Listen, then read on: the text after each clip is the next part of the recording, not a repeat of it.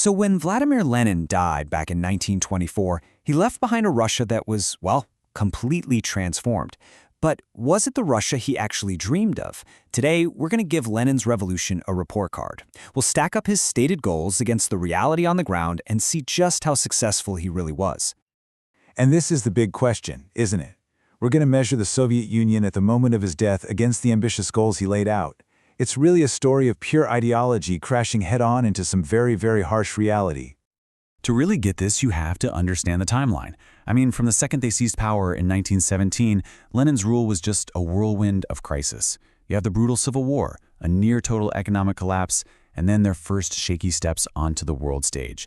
And this all happened in just a few incredibly chaotic years. So here's how we're going to break it all down. We'll look at 4 key areas: his political project, his economic policies, the social revolution he kicked off, and his foreign relations. Then we'll tally up the scores and deliver our final verdict. Okay, let's start with politics. For Lenin, the absolute #1 non-negotiable priority was securing the revolution no matter the cost. And that meant creating a state where the Bolshevik Party had total, unquestioned control. So how'd he do? This quote, it says it all, right? When the Bolsheviks actually lost the election in 1918, he didn't just accept defeat. Nope. He just dissolved the whole assembly. For him, sharing power wasn't an option. He argued the voters were still stuck in a bourgeois mindset and didn't know what was good for them. The system he built to make this happen was called democratic centralism. Now, it sounds nice and democratic, but let me tell you, the emphasis was heavily on the centralism part. Power flowed from the very top down, from bodies like the Sovnarkom and the super-powerful Politburo, making sure the party line was followed everywhere without any deviation. And boy, did he have the tools to enforce it. The press decree and its successor, Glavit, basically gave the state total control of all media.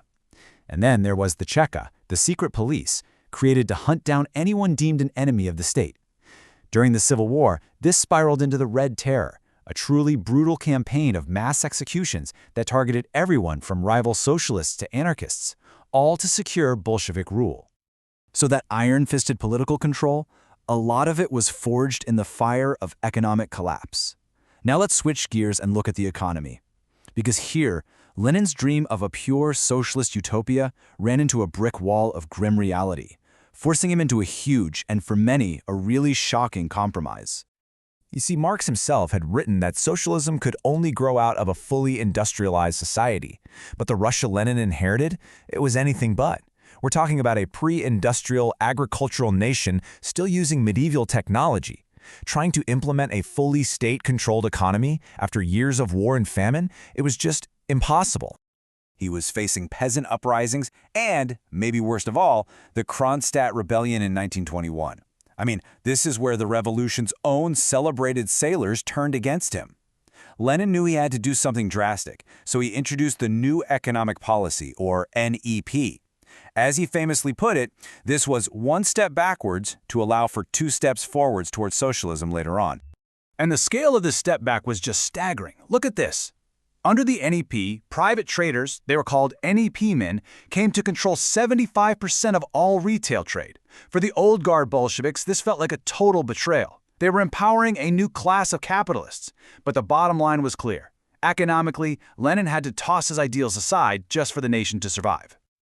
Okay, so if the economy was a compromise born of pure necessity, Lenin's social policies were a completely different story. From his point of view, they were a huge success. He launched a full-scale cultural revolution designed to completely and utterly dismantle the old czarist world. I mean, just look at the contrast.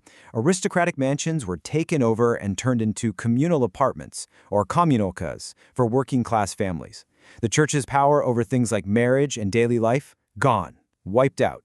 Religion itself was under attack, with groups like the Militant Union of the Godless pushing state-sponsored atheism. And this is huge. Women's rights were radically expanded. New decrees gave women equal property rights and made divorce legal. And in a move that was way ahead of its time, Lenin appointed Alexandra Kollontai as the world's very first female government minister. Socially, this wasn't just a change, it was a total root and branch transformation. All right, our final area to grade, foreign policy. Now, Lenin had always dreamed of a world revolution spreading like wildfire. But by 1924, the reality was pretty stark. The Soviet Union was an outcast, a pariah state trying to find its way in a very hostile world. So the Soviet Union was kind of living this double life on the world stage. On one hand, it was hated by the Western powers. You had figures like Winston Churchill calling for its destruction, and scandals like the Zinoviev letter just fueled anti-communist panic. But on the other hand, it was just too big to ignore.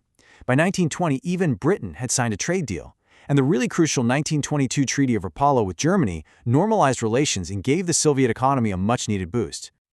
All right, so we've looked at all the evidence. What's the final verdict on Lenin's ambitions? Let's bring up the final report card. When it comes to politics, it's a clear success. He built that powerful, centralized, one-party state he wanted. Socially, another big success. He completely re-engineered Russian society.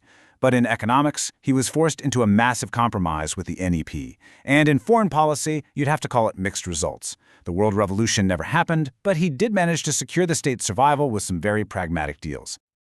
Ultimately, Lenin was a master of the practical.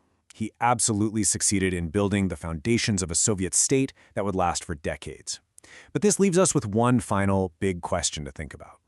By forging these tools of total control and compromising so heavily on his economic ideals, what was the ultimate cost to his original utopian dream of revolution?